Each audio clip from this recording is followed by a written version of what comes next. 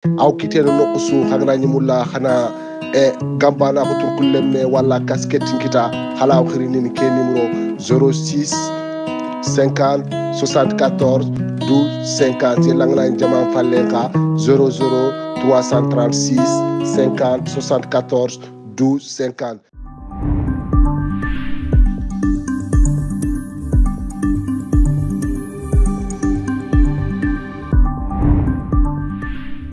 Assalamu alaikum Marin Joningo. Assalamu alaikum Marin Joningo Kamugano. Assalamu alaikum Gambana du monde, Gambana international. Lolo Bangoba, Orasu Kuni, Orasu Khanta, Ora Bismillah, Gambana Ribarunga. Lankema, Keko Kunga, Harajalin Ganyan Dome, Traoré Ousmane, et Soni qui est facile.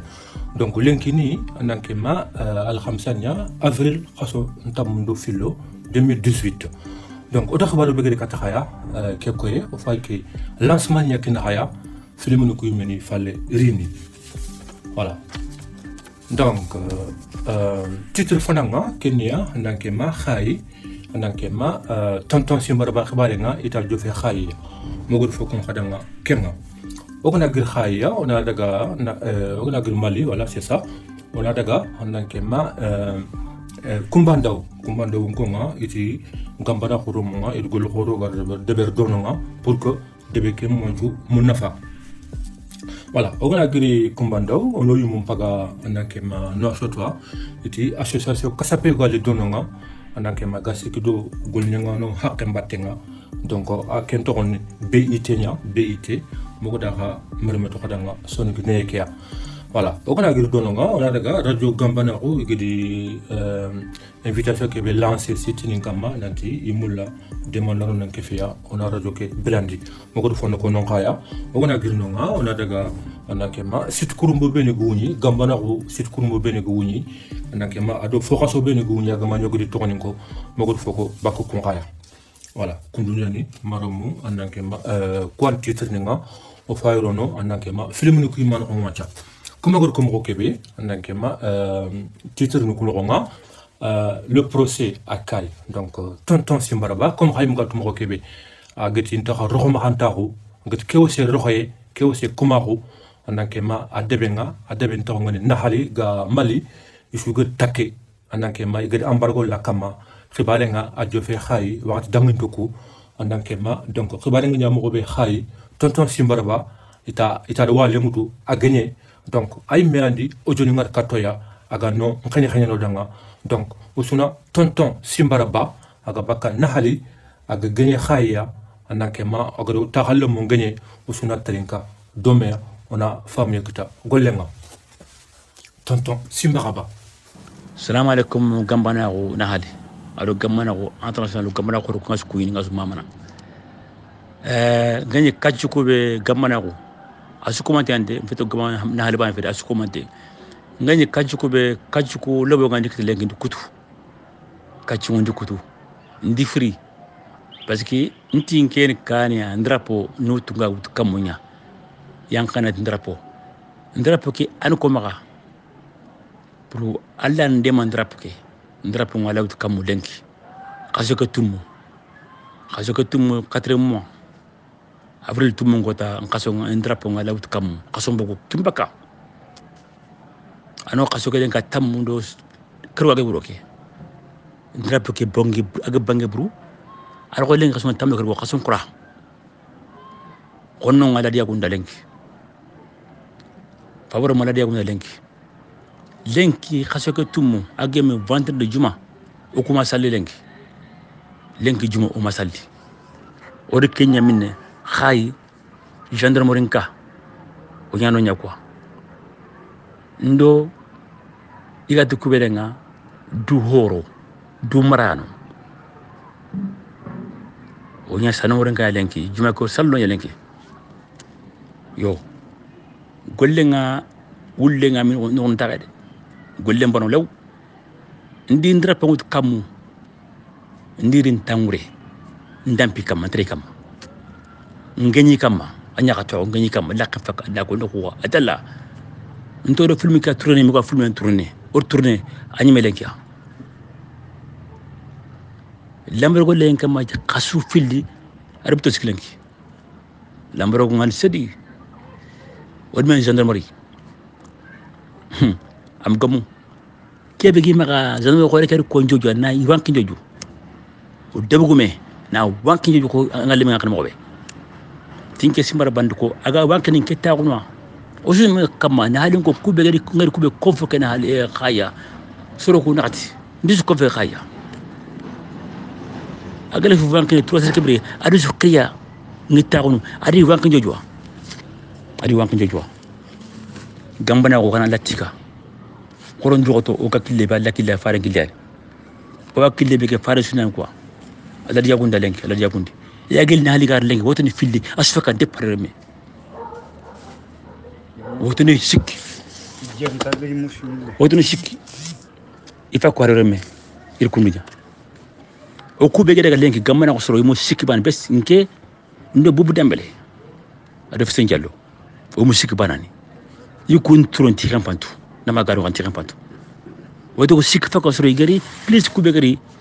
iri falle kandi sud bati alan kenya quoi alan kenya ima khanda ndi bati ne falle o gir ko ben nga agari wan ko bo ko nga itingenda ka gendarmerie tingenda ka adi kun tawasin tawo i bus pa i marbuse o ko tawni ga tawno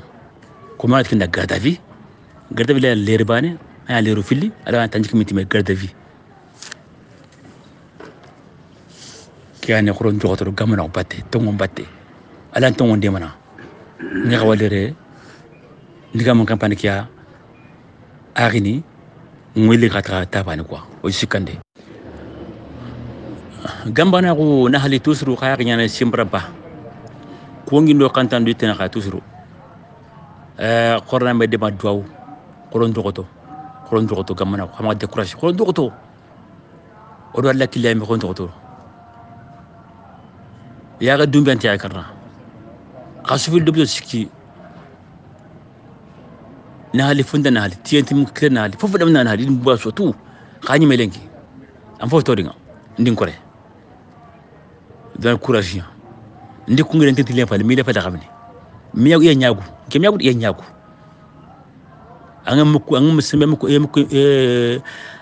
angam sulha mako ñakandi sembe gam ko ñakandi yige bara sulha idunga sembe gendarmerie tawon ka taw idunga sembe ñadi banki ñako sembe mutemre kebel ngad ko debugu men xaller ko na kebe no wala le mar ko iyagu ñaako hari gandi katlen kam skia nikia grima no na karani fankan kille korma korti wana fankan dro wana fanka do muru kefi gille ndega hawru worosho na ndega hawru tani filya ta sikande ngar kuma ngati tampi nanda khay le khayamo le khay concussion ki nga dokti soxba kebe nati delle kebe musaqa biti bilande hoto ndega hawru ngu jofa hawru 8h 20h euro concussion la ken mairie euro 2h du matin ndoto ngeen khay ada encore mo jofi na halde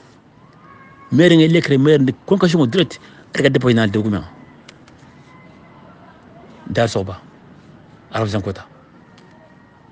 juman kota le ko sunu khay golle nga yaga mbagude tongon bange tongon ya gare nanga gare ndrin kam sri khatongo nga bange drapo muti drapo ngoten kan ko mene ala gandugi nga jefe nga ko mene sibitin kota sibiti lelle jefe nga ala gandugi drapo ngren kam fala kana tinken drapo akam ya kana tay nti kana sri nti yagon sri tambo tinga kian ta kana ko to na merci beaucoup jama kana ma ko ngri bela kacce kana matalla mulangi nga tampi ngati pinkrashika khaya nyane simbar jomba aga khayta galenki kumane akantel nali qaso yeru aga tombe na sibitin kota assalamu alaikum merci beaucoup. Voilà, continuez, madame, remedi tonton Simara Badika Momogo, voilà, comme quoi, Gambana ou Fankenga, Kotabane, Golefe, découragement, Nankema, Angam découragé, nankema ak dalla anan to mun kita khaymer gollemgu tonton sembar bay met gollenga nankema wule min ko no taxé voilà kankunga ogada giri tonton sembar ba siseke on a daga kumbando hakunga et ku wax dangindo nankema idi travaux nankema d'intérêt généraux na deberi travaux publics ni gadi deberi idebeke nankema gadube ga dono ngaydu kunya talanjaba na anankema ji linge mbagandi na disire mbagandi isorondanga asuga minne anankema surakando fulendo soninke imsere bogsare donc non kakunga o ko intervention kita o oustaz Ibrahima Sissoko ay me bako commando wa agade xibare ke fam mo ke beya ona analyse ntarinka anankema mogol fam yokita gollenga tonton Ibrahima Sissoko. وعليكم السلام ورحمة الله وبركاته. نقولنا وسماني تراوري. يوم قادي كونين ده ساعندنا خرطورة سندنا تراوري. إيوان كورن سومو خرفو فونتنا خدو سقله. إيوان خدو قلم مو خدو جنباناكو خدو جنباناكو خدو دكان إن شاء الله تراوري ندم كونين خدام كونين دا تيغاندا ماما. Yo trinende be trinende gambanaku kumbando wiga gollu be kama. Yo mbando wi gollu ngobunyani igollu ngobani afati gambana ku gani na sifo banta gambana ku fati sifo bana yo gambana ku kumbando alhamdulillah rabbil alamin iwa fisrondini deben no na fisrondi sorogana woreme akhini gana woreme gambana ku sikki kunna kan woreme gambana ku sikki kunna kan sorondini gambana ku daga migarono deben no ko nandaga debe ngedum fay debe mumansu gedu afati gedi sugandi ndere debe mumansu gedu nyani yo gambana ku nandaga na gedu kususu suraga nasu jaba gambana ku golnyankiti agab nyani gambana ku na gedu su jaba debe mumansu sonin kendo fullendo surakensu asuna mini kembraje encore hore nyani yo gambana ko fati ona sitinu ku kamma banta on sa sitinu ku kamma wala ananke ma gollent do gambana ko battenga gambana ko kane dey on daga kane yo kofo nga birene mo be kofo nga tele kane mo be yo anan kallenkita ngani kallenkita gambana ko no do kenya batte yo gambana ko fati ananke mananti ko soronga nya simman mo kebe yo nanti gambana ko ri dobu nyakara yo gambana ku tere killenga agab nyani gambana ku ga kebe srondini dobu nokonga agab nyani ora qellanta su kono yo o katfoni akonta harago ga kumfoni kono onti kono nanti wosuye oni kono akudunan sugume yo kenga fe anaka masre ngana golisre ndebari amma fatanta na golisre keko yo hono golisru ku kono akudo ona sugume yo Allah subhanahu wa ta'ala ay mi sere su sondamentu yo yella ngar ko to wosuye nya mangar ko ti ananke ma soro nyana amugu ikhana sukeda ina me golsire ndebari yo Allah subhanahu wa ta'ala bane an kentu ka hadam romku ko ngar fofo debari yo mi gadi botte bagande ngar fofo ko mi gadi botte bagande yo kenku nga hadam remen sondame Allah na tu yo trawre usmani insha Allah o dome yo harbe kundu nyani Traoré Ousmane anda ngidi an dome Ibrahima Sissoko kumbanno ko gene inshallah yo gambana ku tere kilunga gabu nyani gambana ku debu kuno konga gambana ku rammenga nokusu ine Allah kibare nya kono fofu go dobu den kane fofu go kapme gambana ku ne Kenya de ban yo kasorbe ni gama famu gante mulla gambana ko sefe nankongi etini gambana ko haga kono an sutuara nyartin yo ku wotuna de gambana ko merit sutuara gambana ko riya ongolinya no dobu ndene kane ongolnyono jamanu ndene kane ongolnya ona dullen khata bakka ongolnyono dakun khata bakka yo haragana kempe gambana ko ga dobu kubeni lenki alhamdulillah rabbil alamin nti debtana to khadebe begana ko kumbandaw na serdin dinka mamun debari cooperatif dinka mamun ni deberti gambana ko sobobunga kudo tampinto beni ga debe nokonga igaglawa ibrera kankit mogobe iga brene yo aga fati ananke megi bre wande sembe yo bawna hadam remmenke biranyim sembenta biranyim sembe yo angama biranyi me sembe ngusu angana tambiren wande sembe nya andoro ko maganta ko nyanme abada andoro ko maganta ko nyanme abada yo anyimme futun qacca kebe gamma ko kota kebe angar sukur fun sekita angar sedrona nako angata ngadi ga ndi sim ko ngente kem falle diga mente kem falle yo ka angana tant surono mangandaga o wanda kaninya yo sonu konti angana lenjan sombe mini yo angana nyigili nonga angam an fokenke fokanati a kere mekenke mene ari fa be nyimme keke ari fa be nya yo ba nan dag lenjan sombe nya tenka angadi lenjan sombe tenka ngadi mini donc antini remme ke menke kere me menke ado fa be nyimme su kutukat yo wanda kanka ngana dag tenka no yo surtout anaka may begam dem tel tenka ngana dag tenka no yo angana nyibak no ngota anki ngam ko yimbe nyana lo quoi angam ko yimbe nyana lo yo comme ça ina mungu dan tenkande yo sala trore usmane kundu nyani gambana kumana do drogoto ngeme khaymudi ima singori Cheikh Demba Jara bare sirbeni bano Traoré bano jarani Bilali Traoré ni agab nyani gedu nte gede suga kumana wida su jaba no don kullahu ndanga ona Allah subhanahu wa ta'ala nyaga Allah ganna baraje kiniya yo Allah ganno ko kubene gade simmananti gambana khuriti karande nya gambana khuriti fatenya Allah ganni yagundi gambana khu khadaga kane Allah ganna khadema Allah kuma jannatul firdaus la Allah ganna baraje safadanga yo Traoré Ousmane o khempana hadangere ando akhinyani Ibrahima Sissoko kumbanno ko gani lenkin taxuntenga Paris 93 300 Aubervilliers ngetina khadanga o équipe ke mumanso wasu su kunyini wasu khantana Demba Traoré ni ore nyakharu kususususu o wisu su kunyini o khatiga no khamamana khaga ke gol khore kamma haga ke fatam poncinde kamma bawna khadambere me a haqqle ke Allah gadranga adando dabam bogo me gada haqqle langaya yo khang ma haqqle ke gol nyungde alanto fo de bernde yo inshallah kiyane o doxa kuñi o doxa tigo doxa mama o wotina khadanga assalamu alaikum wa rahmatullahi wa barakatuh yo kundunya ni marumu khaymari golle mugu nanke ma ustaz Ibrahima Sissoko nanke ma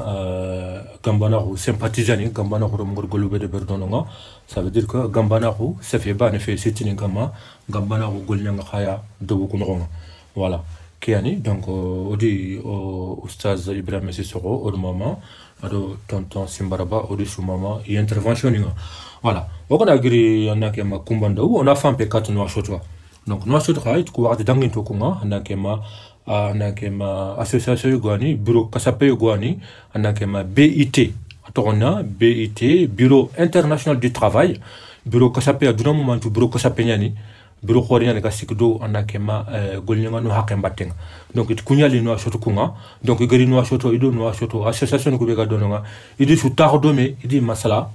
anakema roro kundo bogoro konga haramaro mungi hakenkiti mo be golnyanga no gante perdeni hakko mo ko kebea donc non kaya anakema ogol serebe kita aga khanya ne brodanga odi anakema ogumbo khorinya kita l'infatigable défenseur des droits de l'homme diko anun depuis Lyon agadi anankema fonu beni kofume odanga usuni iterenka domeya mogol fami kita gollenga dikko salam alaikum journal de Gambanaro yo o warini ku AMS ado IVDS ido BIT Bureau international pour les travailleurs idi me wori ken fisreya parce que BIT kunyani seront golnyangano hakun tangana yo kubeni ga gongreniere kubeni ga tinanti la dan fait comme à Rwanda comme à Rwanda yo ku ani tout réellement ku ani soro fini classé ne officiellement kebe do comme à Ronga me wutu quoi. Ça, c'est le Bureau international pour les travailleurs. Parce que il y a ni golnyangana su hakken tangana. Il y a tout kebega certains kubeniga gang khawrono kebe genero oga khili na seren golnyangondi hakken kama. Ça, c'est le BIT qui s'en occupe. Bureau Arkhadi, c'est un bureau international. Duna jamanu kusu tringana surtout kubeniga jamanu financé ne ira uterengana les entreprises internationales, les multinationales surtout. Donc indati nanti ke jamane anti golnyangano haqqin tangana al kharbu ken jamane problème ngi kinyene parce que les entreprises elles peuvent être condamnées Europe noroke. Donc beite lenki kubeni gati nanti ladani nari siginda anna golnyangenda nagol nyanganda donc kundu yo kunti ken famuno ti angana sere sugol nyangondi angama tuga donc kende koma wonya. Voilà kiani c'est très important BIT. Félicitations pour UVDS et AMS. Merci katamo yo maramu kundu nyani khaymeri diko hanno nagari xen no bekino ya nanke ma bureau international du travail ke voilà khada vidéo ngori voilà kiani donc xanno nya donc nanti nade barandanga attention agna de fait buroninga lankema alanya na problème donc nga solution tout ngana sere ngol nyangondi anna hakkenkine voilà odi o jerenti barmate ngodo mama diko anon depuis Lyon alors odo mama ado baraje harna jikantoko voilà ogona giri diko anon sujet ke onari lankema o soni ko khorenga lankema hademu jakite commando mon kenyani mais attaquant Espagne de bebe gani Madrid. Donc aha sonike ke ada fam siringa ananke ma adi kharanchu guyo ga war katoya soninke ga ananke ma gambana ko mermetu sorona gambana ko khani ne gambana ko gani kebe gambana ko ngani kebe pour que usuna famu domaine c'est le begama gambana ko to ke famu ankana famu. Donc au poeti ananke ma kharanchu gana hadamu jakite depuis Madrid. Assalamu alaikum wa rahmatullahi wa barakatuh. Gambane kharo gambane ani domi gambane on mulona gambane ya kono khadanga gambane gani kebe ko foni kuno gonga gambane gani kebe or gambane misale mutu gilli yillenya kengeni mangenyenga mangan khulu labante yogonati nye felanga ado soko for kutuku kanta bana felanga amnya nyenu konga mamnya ilimisenga felanga amnya makkanga kandaranga nari on makkan fina tipi ona ilimisen tifi makkanga kataga buccu moy yimme khaga ina kharke gobo gambane minya kenga kofu kutuku nya kundunya makkanga anya kofu kutuku anya gambane danga ewa kofu kutuku mogonya makkanga antilegerni aya njonga na kantilegerni ilimisenga ajonga khamlegeri mangenye ke yalegeri ke mangenye ga ngana fata ke be ga bakkei kinni menenya anna mene ke to gunne ke menenya amfaba ke be bara gambane anna wase ballan faba kanna faba haqqen to no anna wase taldan faba batte kengi dangi ori ille ke ga rukatu kolombo mbegay ken kolombo yani kubeni bar gambana kwa bar gambana ko famunu idi famu khibara kundaga kengi dangi ori ille ke ruyi kebe bege kenne kekenya kenke ge gayani kubeni bar gambana ko yimi kunyani kenke and gambana ko kota igiri daga and gambana ko kota edi irino ko kaga kengi dangi ori gijembe gay kengi je ga ori kin yagarunga kengi je ya fayi kubeni bar gambana ko khinti sefene matuano kubeni iga geri gambana ko nogonga igrante sefene igar gambana ko famu inti gambana ko konturu khitim gambana ko famu itir gambana ko famu khitin fitna mulla yagarundu kunkatu or kenkin yagarundu il fo sukulu la bantam begay kundu famu kunke fi gambane kengi dangi gambane yimi mini kebe ori yagarun qadi ido ille kedaga fo kulu la bante kega idara gidi soso iger soso idi wanki fe fo mbegay ken fe fo khaya fay kuben gro gambani ger gambani jamba ken fe fo ya fay kebe gitoko ken ni ilfo sukulu labante keya kenya jura gambani fay keya ko fon kunanga mar mangar ko fo suwori ewa an gambana ma keya ya assalamu alaikum wa rahmatullahi hada mi jextando me Espagne Madrid Yo marum kundunyani khaymedi hadum jakit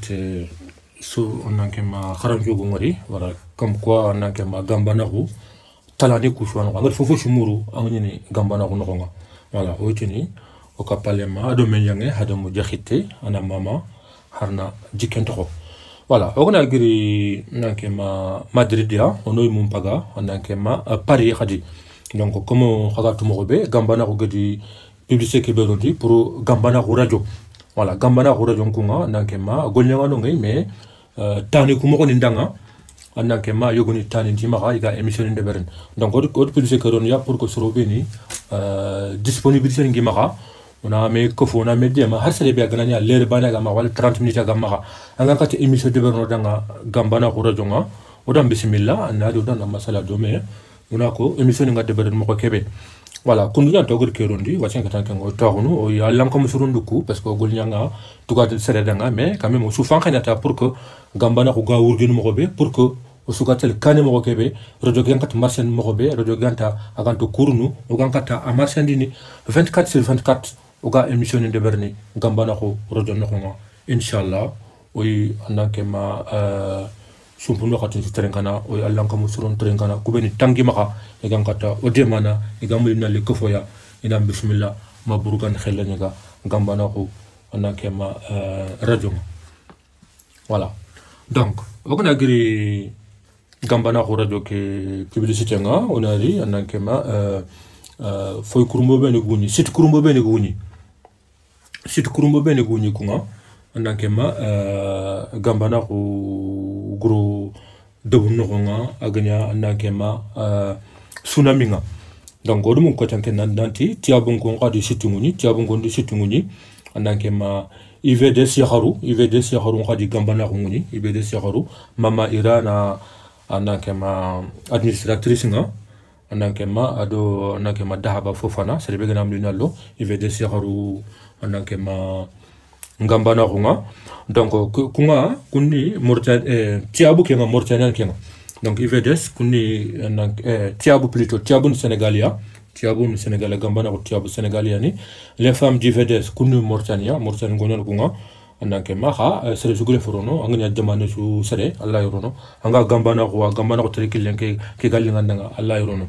donc arni debuyo ko ni situni muni amani ko do gudi signaler adalla donc on a qu'on signaler aren ko di situmuni aren ko tulelinko wompunko adini duuni mais xawma ko journal ke kama bon yelle ngaran ko xaduni yelle ngaran ko xan Sénégalia bon are tulel wompu kunu Mauritania voilà on a semana kanata jagilun ko sitingi ma depuis grigil gambana ko sikke jagilun ko wati fatilma sitini sikki awacha sitini sikki gambana ko siti itna yaranga memu ke sitini itelma kati sikko wacha donc da foron ko sitini ngi maka debu yogoni siti bane ko ribaka yogoni sitini fili sitini siki donc kammu ke mu manju asu sitini ma grima ke mu manju asu sitini ma donc ha encourager ta serbe ngal sitini nguni ano contacter on a publicité de baradanga a sitinga problème tay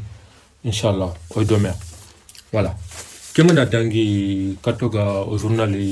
ndaqe wala ta taqe o gomo kapalmo o demandano o gomi anake ma isu mama ogudi tiga voilà kenkunga on tumungundo otuwa mbatenga Nicolas Posé agodo demake gol khore de berni andanke ma on tumungundo ogiranya khoru mbatenga o réalisatrice ninga andanke ma Fatoumata Kanouté Mariam Chongan Maguette Konaté Awa Traoré orenya khare ado jagilinge Gaye Traoré au président agodo mana Gundondo Bangenga on tumungundo kundu sumare batenga andanke ma chargé de communication yembien kuma andanke ma wartisinga ayo demana jindo kamunga andanke ma umungudo demba Traoré batenga demba transfert au testayinke on tumungundo Abdoulaye Traoré batenga au secrétaire général nga ayo demana jiwura do kamu on tumungundo au sénégalinke batenga Adama Daouda Sumba ayo batenga ayo demana gollekeya on tumungundo ogiranya khare batenga Sira Mariko ado orenya kharenga otkiya Traoré donc maromu kundunyani gambana ko baru or khamama agado terinka agado fay ke koya inshallah wa khadanga oy koyri Allah gana koya inshallah merci beaucoup ebeni boti awaira men gagana tingen ko jallaba ebeni boti Salli Gujar lemna nyiramu Kirsa nyiramu ibena mulla donc ku nyiramu anikita ebeni boti donc in eboni boti amara donc ça dit donc an khilia 06 50 73 78 15 ebeni boti kani maro musoni ko soni kan kamukano ebeni boti donc ibena le fira muko pour que anna a commander donc on keni muro akhili pour que anna katira mukita donc wangi commander ko